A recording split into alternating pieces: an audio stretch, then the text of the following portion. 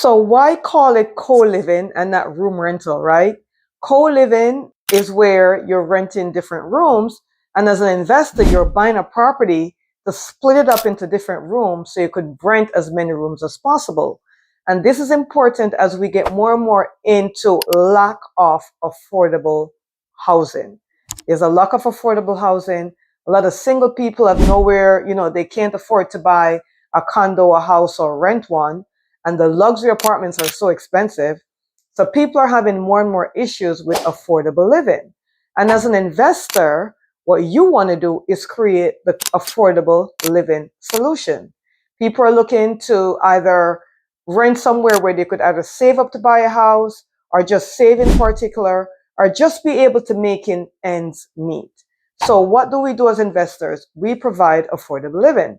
And that's where co-living come into play. Now, as a smart investor, you want to choose the location wisely. You want to probably choose a C or D community. You want to make sure it's in a commuter-friendly location, close to trains, buses, whatever the situation is, or close to schools, colleges, hospitals, a big employer like Amazon, Walmart, Costco, anywhere where there is employment in the area and people are actually working in these different entities would be a great location to have a co-living property. So today we want to explore what are the smart choices in co-living? Where should I situate my co-living? How should it be set up? And who am I trying to attract? Now, co-living, there's a website called Padsplit. And Padsplit is very similar to Airbnb. So if you have a property that you're renting all these rooms to and you're like, where am I going to find people to rent these rooms? You could sign up with Padsplit. They will screen all the members for you. They call them members, not tenants. They're paying their rent weekly to Padsplit. Padsplit will then take their split. And I don't like to mention the percentage because it varies a lot. But I would say 15% or so is what Padsplit take for themselves. And they give you the rest. Once that person move out, you tell Padsplit, okay, they move out, they will find you a different member to occupy that room. So as an investor, you want to create the ideal room for someone to rent. What does that ideal room look like? The ideal room is going to have its own entrance, its own bathroom.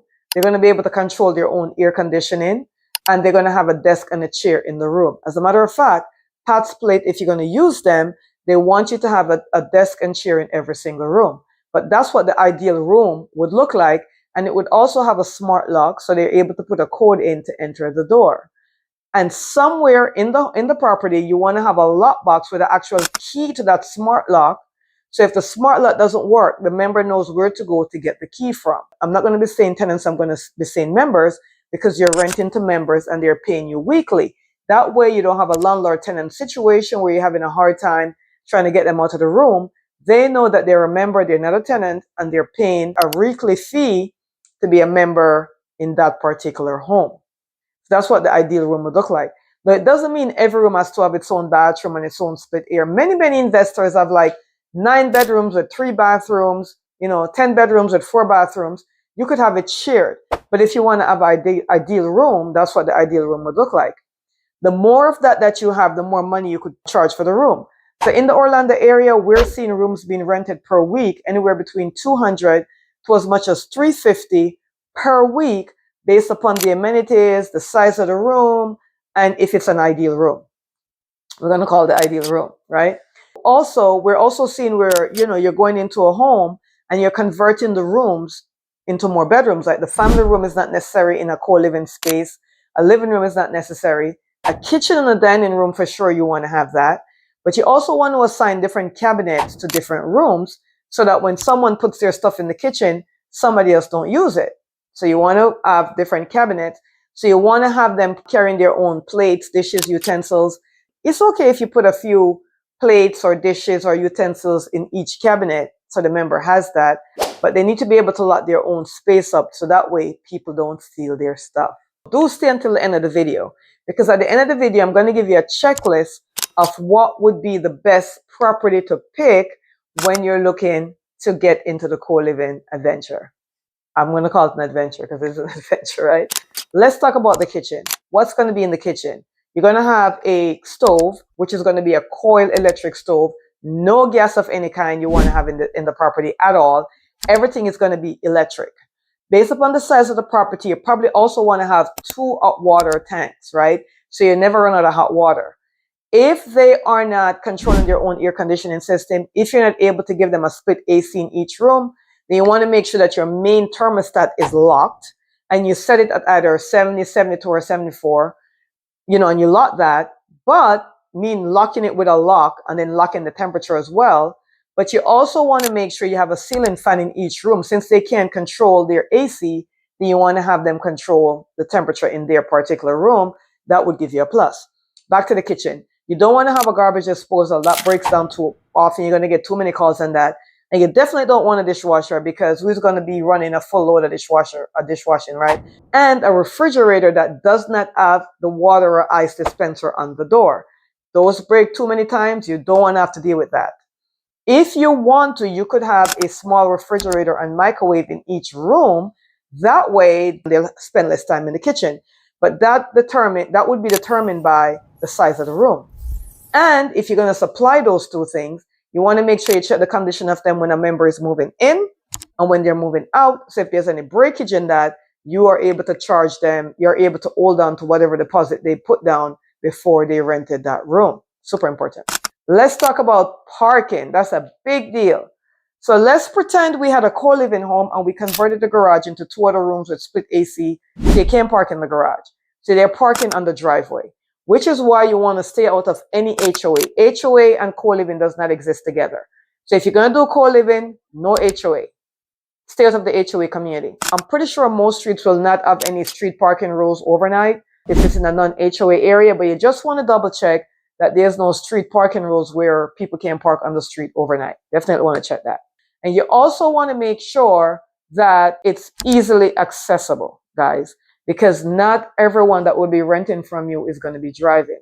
So that means if they're taking public transportation and they came off of the train, the bus, you don't want them to have a very long walk back to the property. That's going to create an issue as well. What does the house look like? The house should be a minimum of 1,500 square feet. I would say that's on the smaller side. But if you want to start out small, maybe 1,500 square feet, all the way up to maybe 2,200 square feet. So that's your winning pocket, between 1,500 to 2,200 square feet on the home. The home should have 3 to 4 bedrooms, starting into 3 to 4 bedrooms, a minimum of at least 2 bathrooms. You could see if you could add another bathroom, maybe close to the laundry room. Maybe there's a dead room next to the laundry room that they call a mud room. You could probably put another bathroom there. So you have to explore the layout of the property and see how many more bedrooms and how many more bathrooms can you add to the property. Now, do you want to rip out do you want to do a full reno on the property when you purchase it? Or do you just want to add rooms? It's cheaper to start out just to add additional rooms.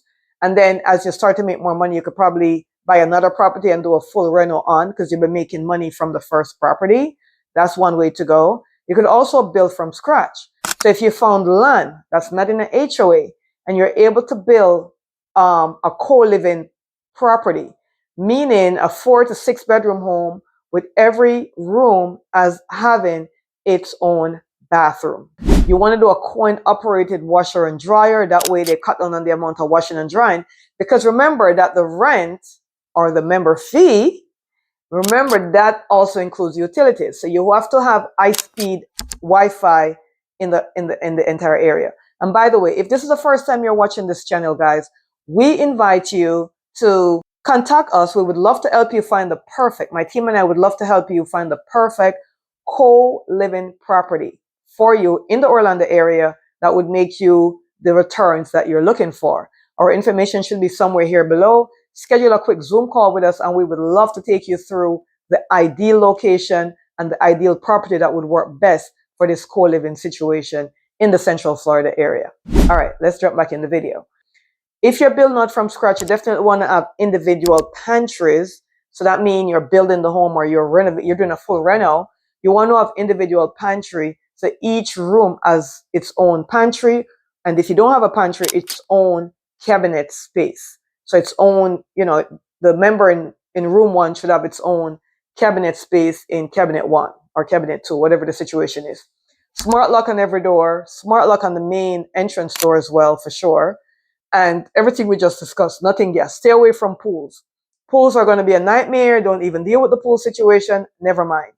If you have a big enough backyard, you might be able to also add more rooms. So maybe you're able to add onto it, or you're able to add an ADU, additional dwelling unit, in the back of the property that creates more rental income, right?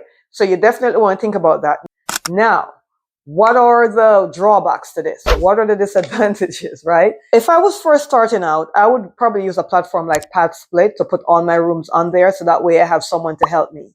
As you start to get the hang of the situation, then maybe you could start to screen your own members and have them rent out the rooms. Now, what are the vacancy rates? The vacancy rate is going to probably be 10 to 20%, I would think, or I would say from what I've seen, because these rooms, if you follow everything you're supposed to follow, the ideal location, the ideal home, doesn't matter if every bedroom have its own bathroom or not, location is going to be key. Location, location, location, right?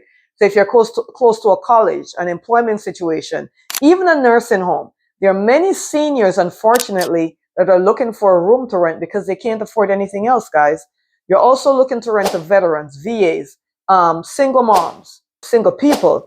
And if you're renting to a single mom, just make sure that you have a criteria of how many kids. Maybe you could have a single mom with one child.